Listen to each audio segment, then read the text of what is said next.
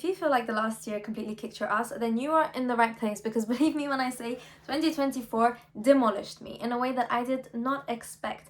And yet here we are at the beginning of a fresh year. So it's time to talk about how to make this year the most successful year of our lives. That's all that matters going forward, right? That's not to say that hard things won't happen and that you'll be thrown off course, because of course life naturally will do that to you, and I have very much learned that last year. But this is basically a way to get your life under your control, to be in control of the things that you want to do and choose the life that you want for yourself.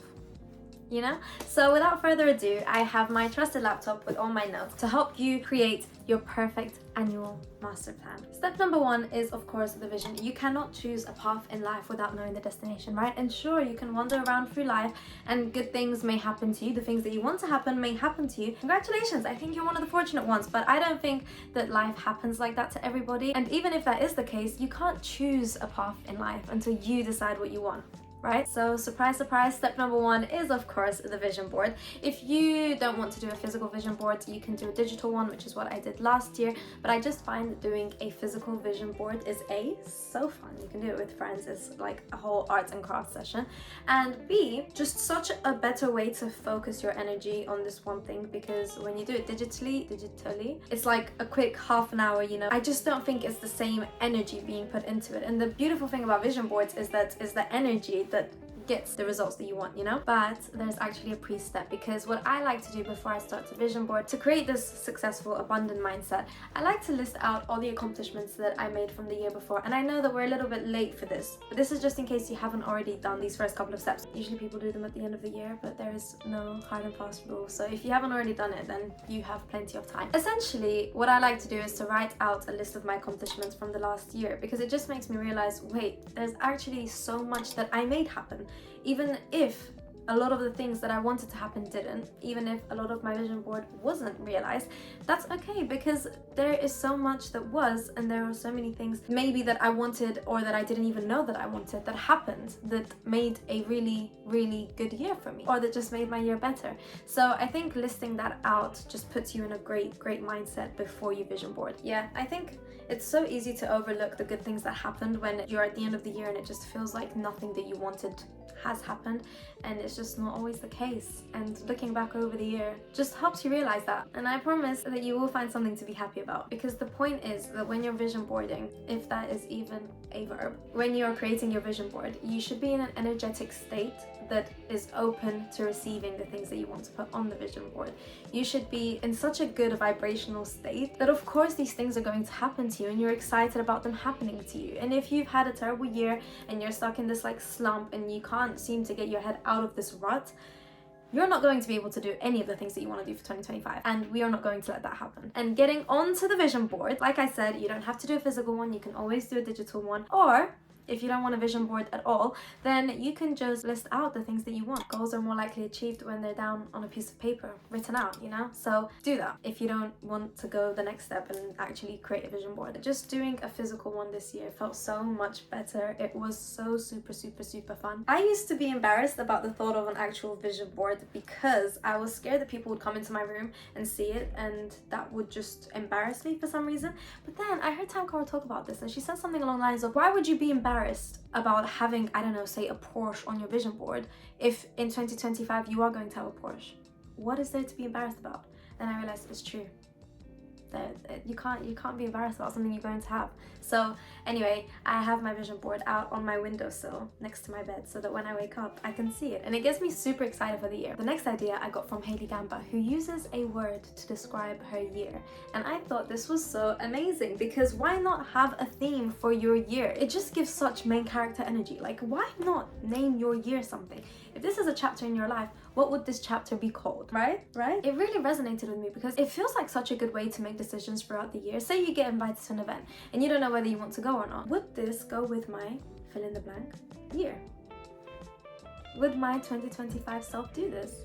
It's such a good way to see whether it aligns with what you want the year to be. I don't know, it felt so right. Now that you've got a theme for the year, I would break my life up into 3 or 4 categories that I really want to work on this year. I've chosen career, hobbies, and health, but obviously there's so many more that you can choose from. Family, finance, relationships, education, personal development, you name it. There are so many to choose from. And within those categories, choose 2 or 3 things, maybe 1 depending on the category, that you want to achieve within them this year. So for example, for myself, within the careers category, I want to find a job that I truly love, that doesn't feel like a chore, that I want to wake up to go to. And also I'll be rebranding this channel so that it's more of a lifestyle. I will still be doing food content. In fact, I have a Veganuary video coming up soon, so subscribe so you don't miss it.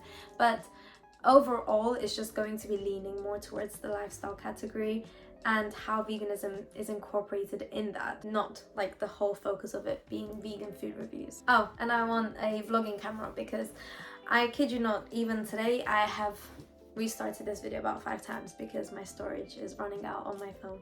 So I definitely need an external source of filming with this. For health, I want to continue going to the gym, and also I want to get my front splits because that was on my 2024 mood board and I didn't get it. And I think I'm just one of those really inflexible people. That's okay, because it's again on my mood board. I am not giving up. I will get my front splits. I absolutely will get my front splits, because if I don't get it by the end of this year, I will crash out. I will crash out. I've had many mental breakdowns about this. I don't know why. I don't know why this is such a big deal to me, but I really want to get my front splits. So yeah, that's on there. And for hobbies, I want to do more solo dating. I want to go to the cinema on my own. I've never done that before. Last year I went to Lisbon all on my own, so that was kind of like a elongated solo date. That was really nice. I've recently found a love and a joy in painting, so I want to do a little bit more of that. Yeah, those are a few things that are on my 2025 vision board that I'm very excited about. And then for your vision board, you find pictures that really reflect on a personal level. Like you look at that picture and you resonate with it spiritually. You know what I'm saying? Pictures that reflect what you want, what those goals are. And if you can personalize them, I don't know if that's better. I can't speak from experience. And by that I mean things like photoshopping them so that they're a little bit more tailored to you. For example, this is completely off my head. If I wanted something for my cat, I would just put her in a picture with that thing. But yeah, the point being that you choose something that you have an emotional reaction to, that really lights you up, because that's how your reticular activating system, RAS, that's how it picks up on it when you see your board. After the pictures, add some quotes that reflect how you want to feel throughout the year, or that just really speak to you, you know? Stick them on your vision board and bang, you're onto step 2. Step 2 is the most important and honestly the most exciting part for me, because I love the fact that you can look at a pretty picture, but looking at a pretty picture is not going to do anything unless you actually make the steps to work towards the things that are on your vision board. So if you've just made your vision board and don't look at it throughout the year, or don't do anything to get towards there, if you've somehow managed to still attract those things to you, that is amazing. But if you want to have some control over whether these things are happening for you or not, you know, autonomy, you need some sort of plan of action to get you to those things. So now that you have your year goals, it's time to break them up into, drumroll please, the 12-week year.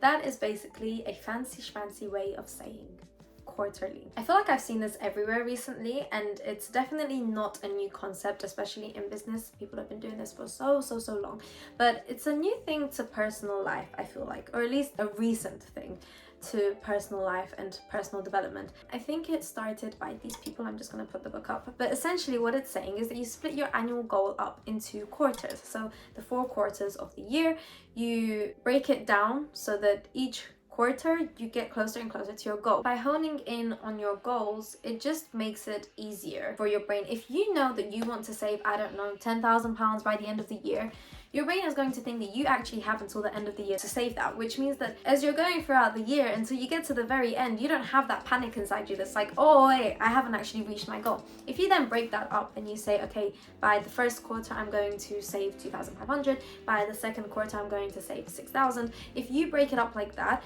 you're focusing now on a smaller goal that seems more obtainable to you. It's therefore going to make you more motivated to actually reach that goal. Or another example, if you're thinking of starting up a business, in the first quarter you could be reaching out to clients and seeing if this is actually a viable business. In the second quarter you can be setting up and making sure that you have your name and all of your, you know, you get the gist. So now that you've chosen your quarters, it's easier to see what your monthly targets are. Can you see how excited planning gets me? Because there's 3 months in a quarter, which means that it's so much easier to break down your goal. For example, let's go back to that 2,500 quarter one goal. Did I say 2,000 or 2,500? Month one, you save 500. Month two, you save 1,000, and already you're at 1,500. Month three, you save 1,000 again. When you have that just month one, save 500, how much simpler does that make it? How much more exciting is it to know that you're going to reach your goal that much faster? And of course, once you've broken your quarters up into months, you break your months up into weeks. And just like that, you have a week by week plan of how you're going to get to your annual goals. So I found the most amazing thing. I found on Google Sheets, I found an annual calendar that you can literally open up month by month, and you can add in your little dates. I haven't bought a new calendar this year, so finding it online and being able to just change things digitally, oh my goodness, it literally is a complete game changer for me. I will be absolutely rinsing that. So the way that I'm using this is I have one separate sheet just to put down what I want to do in each month, and then I go onto my month and I put that in accordingly. It just makes me so happy. It's so beautiful. It literally just makes it so easy to translate your monthly goals onto the month and plan them in. That is one thing I'm going to say. Physically plan them in. Even if, for example, it's me and I say, oh, I want to go to the cinema by myself. Put that into the calendar so that you know when you're doing it. Otherwise, again, you're going to get to the end of the month and you're not going to have done it, and then you're going to have to do all of the monthly things in one, week. I don't know. And now that you have a literal week by week basis of how you're going to get to your annual goals, the only thing left is a good morning routine. Because I swear to you, a good morning routine is just completely going to change your day. I think the biggest issues that I've had with my morning routine since not having a job is A, just letting myself wake up absolutely whenever I want to wake up. Not a good idea. And B, being on my phone. I think that is a plague. Genuinely, get off that damn phone. Do not. And I will repeat it louder for myself and for the people in the back. Do not go on your phone first thing in the morning, no matter how hard it is. If you need it in a different room, just put it away. Or something that I've done, wake up at a time when no one else is awake, because then what are you on your phone for? You go on your phone to message someone and all of a sudden you're on Instagram and on TikTok, and then all of a sudden it's 12 p.m. and where has the day gone? Yeah, it's a vicious cycle. So anyway, get off that damn phone and get up earlier, or switch them around. If you're waking up early and you're not spending time on your phone, the first hour of your day can be dedicated to meditating, to journaling, to reading, things that will just put you in a better place. I've spoken about this in a previous video and I'm going to link that up here. But essentially, if you're on your phone, you're already in a state of reaction. Your body is reacting to the things that are happening instead of you getting to dictate how you feel energetically. Essentially, other people are getting to decide how you feel throughout your day. If you see something sad on your phone, or if you don't receive a message from the person you wanted to receive a message from, and then you're just in a completely bad mood, there is no point. At least give yourself that 1 hour at the beginning of the day to just be for yourself, to live for yourself. The reason I say journaling is because journaling with intention is so good for the mind. I journal to clear my head as well, and also just to kind of immortalize things that have happened throughout the day. When I do journal in the morning, I like to talk about the things that have happened the day before, maybe things that I'm still emotionally processing. But if you don't want to do that, then journaling with intention is such a good way to get momentum on the day ahead. So Ali Abdal has 2 good prompts for this. The first is, how are my top 3 goals of the week going? And the second is, what is the most important thing that I need to do today? Or as he phrases it, what is today's adventure going to be? However you want to phrase it, I think that's a great way to start the day, because it really puts into perspective, what do I still need to do? What do I know that I need to do that I'm putting off? What do I want to do today? And the final step of a great morning routine is positive affirmations. I think that this has started to get quite a bad rep. I think that thoughts create energy. And if you're speaking bad things to yourself, and because our thoughts are basically a big cycle, we just reuse the same thoughts from yesterday. Mostly we just reuse the same thoughts over and over again, and if those thoughts are bad, then of course you're going to be in a bad mood. But if you rephrase those things, if you rewire those negative thoughts about the world or about yourself or whatever it may be, those limiting beliefs, You can do that with positive affirmations, because if you say something to yourself enough, your brain will believe it. So if you want to be on the same vibrational plane as the things that you're trying to attract for the year going forward, a good place to start is by just simply telling yourself that you can have them. Of course I can save £10,000. Of course I can get that Porsche. I don't even know why I'm saying Porsche. That is definitely not on my vision board. Of course I can get the job that I love. Of course I can go on holiday to X, Y, and Z. Oh, actually, let me show you something. So a friend of mine gave me a 6-minute journal in Spanish, because he knows that I'm learning Spanish. One of the prompts on it is my positive affirmation of the day. So if you don't even want to say things to yourself or to listen to affirmations on YouTube, which I think is quite a big thing that you can do. I like to do that while I'm getting ready sometimes. It just puts me in such a good mood for the day. But if you don't want to do that, then maybe just having a prompt like that when you're journaling in the morning, I think is a great start. Or if not, then you can just listen to them as you're getting ready, which is what I like to do. Or just say them to yourself if you feel like that's a better, because there's no point having it and not actually interacting with it, you know, like you need to engage mentally at least with it. Emotionally for sure. If you don't find yourself emotionally engaged with it when you're listening to it or when you're writing it down, then maybe just look at yourself in the mirror and say them, because you believe it. So say it, and maybe then it'll seem a lot more real and a lot less like it's in your head. And it's something that will happen far, far, far off in the future, and you can't even put it into practice. And on that journaling thought, this gratitude journal is really good. And I think gratitude journals in general are pretty good for this, because they have different prompts. So for example, what am I grateful for today? How can I make my day better? What can I do today just for fun? I think that's a really good one. So with that, that wraps up how I'm going to try to make my vision board a reality this year. I hope that you enjoyed this video. I hope that it was helpful for you. If you did, then like it so that I know that you enjoy this type of content. And I have a video that you're going to want to watch. I'll put that here. And if there's anything that you want me to film this year or any videos that you want to see from me, then let me know in the comments, and I will see you